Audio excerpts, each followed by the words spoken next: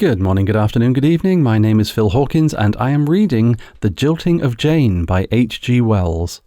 Please remember to subscribe, hit the thumbs up or thumbs down button and leave a comment. Many thanks. And now, The Jilting of Jane. As I sit writing in my study, I can hear our Jane bumping her way downstairs with a brush and dustpan. She used in the old days to sing hymn tunes or the British national song for the time being to these instruments, but latterly she has been silent and even careful over her work. Time was when I prayed with fervour for such silence, and my wife with sighs for such care, but now they have come, we are not so glad as we might have anticipated we should be. Indeed, I would rejoice secretly, though it may be unmanly weakness to admit it, even to hear Jane sing Daisy, or, by the fracture of any plate but one of Euphemia's best green ones, to learn that the period of brooding has come to an end. Yet how we longed to hear the last of Jane's young man before we heard the last of him. Jane was always very free with her conversation to my wife, and discoursed admirably in the kitchen on a variety of topics. So well, indeed, that I sometimes left my study door open, our house is a small one, to partake of it. But after William came, it was always William, nothing but William. William this and William that. And when we thought William was worked out and exhausted altogether, then William all over again. The engagement lasted altogether 3 years, yet how she got introduced to William, and so became thus saturated with him, was always a secret.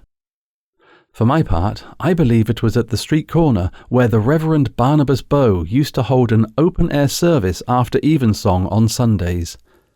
Young cupids were wont to flit like moths round the paraffin flare of that centre of high church hymn-singing. I fancy she stood singing hymns there, out of memory and her imagination, instead of coming home to get supper, and William came up beside her and said, "Hello." "Hello yourself," she said. And etiquette being satisfied, they proceeded to talk together. As Euphemia has a reprehensible way of letting her servants talk to her, she soon heard of him. "He is such a respectable young man, ma'am," said Jane. "You don't know." Ignoring the slur cast on her acquaintance, my wife inquired further about this William. "He is second porter at Maynard's the draper's," said Jane, "and gets 18 shillings, nearly £1 a week, mum.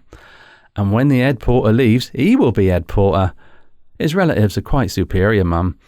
Not labouring people at all. His father was a greengrocer, mum, and had a churner, and he was bankrupt twice. And one of his sisters is in a home for the dying. It will be a very good match for me, mum," said Jane, "me being an orphan girl." "Then you are engaged to him?" asked my wife. "Not engaged, ma'am, but he is saving money to buy a ring. Hammy fist." "Well, Jane, when you are properly engaged to him, you may ask him round here on Sunday afternoons and have tea with him in the kitchen." For my Euphemia has a motherly conception of her duty towards her maidservants. And presently the amethystine ring was being worn about the house, even with ostentation, and Jane developed a new way of bringing in the joint so that this gauge was evident. The elder Miss Maitland was aggrieved by it and told my wife that servants ought not to wear rings. But my wife looked it up in Enquire Within and Mrs. Motherley's Book of Household Management and found no prohibition. So Jane remained with this happiness added to her love. The treasure of Jane's heart appeared to me to be what respectable people call a very deserving young man. "William, ma'am," said Jane one day suddenly, with ill-concealed complacency as she counted out the beer bottles.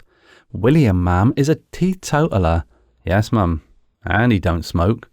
"Smoking, ma'am," said Jane, as one who reads the heart, "do make such a dust about. Beside the waste of money, and the smell. However, I suppose they got to do it, some of 'em." William was at first a rather shabby young man of the ready-made black coat school of costume. He had watery grey eyes and a complexion appropriate to the brother of one in a home for the dying. Euphemia did not fancy him very much, even at the beginning. His eminent respectability was vouched for by an alpaca umbrella, from which he never allowed himself to be parted.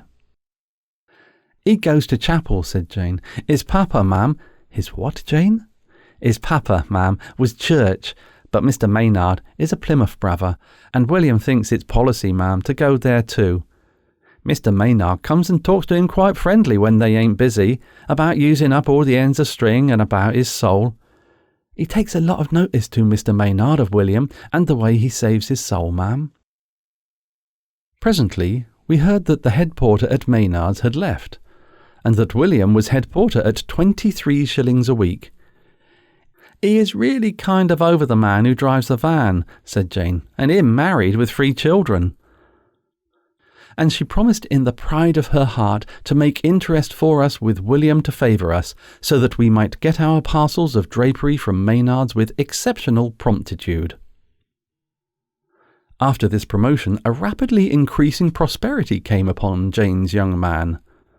One day we learned that Mr. Maynard had given William a book. "Smiles Help Yourself, it's called," said Jane, "but it ain't comic. It tells you how to get on in the world, and some of what William read to me was lovely, ma'am." Euphemia told me of this, laughing, and then she became suddenly grave. "Do you know, dear," she said, "Jane said one thing I did not like." She had been quiet for a minute, and then she suddenly remarked, "William is a lot above me, ma'am, ain't he?" "I don't see anything in that," I said, though later my eyes were to be opened. One Sunday afternoon, about that time I was sitting at my writing desk, possibly I was reading a good book, when a something went by the window. I heard a startled exclamation behind me and saw Euphemia with her hands clasped together and her eyes dilated. "George," she said in an awe-stricken whisper, "did you see?" Then we both spoke to one another at the same time, slowly and solemnly. "A silk hat. Yellow gloves. A new umbrella." "It may be my fancy, dear," said Euphemia, "but his tie was very like yours. I believe Jane keeps him in ties. She told me a little while ago, in a way that implied volumes about the rest of your costume. The master do wear pretty ties, ma'am. And he echoes all your novelties." The young couple passed our window again on their way to their customary walk. They were arm in arm. Jane looked exquisitely proud, happy and uncomfortable, with new white cotton gloves, and William in the silk hat, singularly genteel. This was the culmination of Jane's happiness. When she returned, "Mr. Maynard's been talking to William, ma'am," she said, "and he is to serve customers just like the young shop gentlemen during the next sale. And if he gets on, he is to be made an assistant, ma'am, at the first opportunity. He has got to be as gentlemanly as he can, ma'am, and if he ain't, ma'am, he says it won't be for the want of trying. Mr. Maynard has took a great fancy to him." "He is getting on, Jane," said my wife. "Yes, ma'am," said Jane thoughtfully, "he is getting on." And she sighed. That next Sunday, as I drank my tea, I interrogated my wife. "How is this Sunday different from all the other Sundays, little woman? What has happened? Have you altered the curtains, or rearranged the furniture? Or where is the indefinable difference of it? Are you wearing your hair in a new way without warning me? I perceive a change clearly, and I cannot for the life of me say what it is." Then my wife answered in her most tragic voice, "George," she said, "that William has not come near the place today, and Jane is crying her heart out upstairs." There followed a period of silence. Jane, as I have said, stopped singing about the house and began to care for our brittle possessions, which struck my wife as being a very sad sign indeed. The next Sunday, and the next, Jane asked to go out, to walk with William, and my wife, who never attempts to extort confidences, gave her permission and asked no questions. On each occasion, Jane came back looking flushed and very determined. At last, one day, she became communicative. "William is being led away," she remarked abruptly, with a catching of the breath, apropos of tablecloths. "Yes, mum, she is a milliner, and she can play on a piano." "I thought," said my wife, "that you went out with him on Sunday." "Not out with him, Mum. After him. I walked along by the side of them and told her he was engaged to me." "Dear me, Jane, did you? What did they do?" "They took no more notice of me than if I was dirt. So I told her she should suffer for it." "It could not have been a very agreeable walk, Jane." "Not for no parties, ma'am." "I wish," said Jane, "I could play the piano, ma'am. But anyhow, I don't mean to let her get him away from me. She's older than him, and her hair ain't gold to the roots, ma'am." It was on the August bank holiday that the crisis came. We do not clearly know the details of the fray, but only such fragments as poor Jane let fall. She came home dusty, excited, and with her heart hot within her. The milliner's mother, the milliner, and William had made a party to the Art Museum at South Kensington, I think. Anyhow, Jane had calmly but firmly accosted them somewhere in the streets and asserted her right to what, in spite of the consensus of literature, she held to be her inalienable property. She did, I think, go so far as to lay hands on him. They dealt with her in a crushingly superior way. They called a cab. There was a scene. William being pulled away into a four-wheeler by his future wife and mother-in-law from the reluctant hands of our discarded Jane. There were threats of giving her in charge. "My poor Jane," said my wife, mincing veal as though she was mincing William. "It's a shame of them. I would think no more of him. He is not worthy of you." "No, Mum," said Jane. "He is weak." "But it's that woman has done it," said Jane. She was never known to bring herself to pronounce that woman's name or to admit her girlishness. "I can't think what mind some women must have to try and get a girl's young man away from her. But there, it only hurts to talk about it," said Jane. Thereafter our house rested from William, but there was something in the manner of Jane's scrubbing the front doorstep or sweeping out the rooms, a certain viciousness that persuaded me that the story had not yet ended. "Please, Mum, may I go and see a wedding tomorrow?" said Jane one day. My wife knew by instinct whose wedding. "Do you think it is wise, Jane?" she said. "I would like to see the last of him," said Jane. "My dear," said my wife, fluttering into my room about 20 minutes after Jane had started, "Jane has been to the boot hole and taken all the left-off boots and shoes and gone off to the wedding with them in a bag. Surely she cannot mean—" "Jane," I said, "is developing character. Let us hope for the best." Jane came back with a pale, hard face. All the boots seemed to be still in her bag, at which my wife heaved a premature sigh of relief. We heard her go upstairs and replace the boots with considerable emphasis. "Quite a crowd at the wedding, ma'am," she said presently, in a purely conversational style, sitting in our little kitchen and scrubbing the potatoes, "and such a lovely day for 'em." She proceeded to numerous other details, clearly avoiding some cardinal incident. "It was all extremely respectable and nice, ma'am. But her father didn't wear a black coat, and looked quite out of place, ma'am. Mr. Piddingquirk—" "Who?"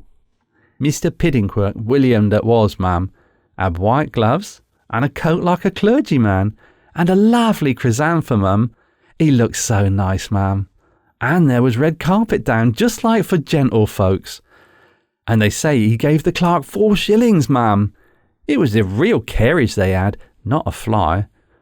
When they came out of church, there was rice throwing, and her 2 little sisters dropping dead flowers.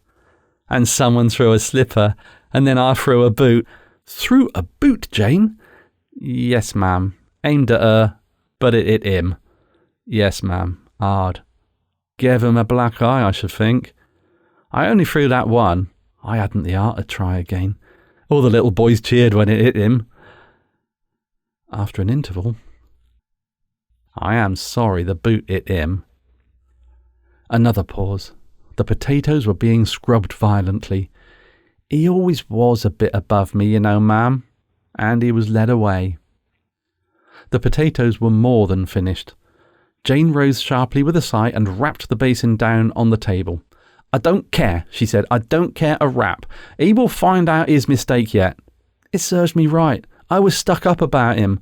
I ought not to have looked so high. And I am glad things are as things are." My wife was in the kitchen seeing to the higher cookery.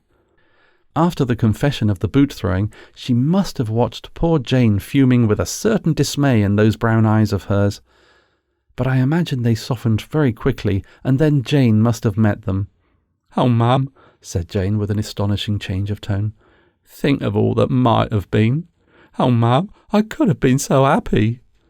I ought to have known, but I didn't know. You're very kind to let me talk to you, ma'am, for it's hard on me, ma'am. It's hard." And I gather that Euphemia so far forgot herself as to let Jane sob out some of the fullness of her heart on a sympathetic shoulder.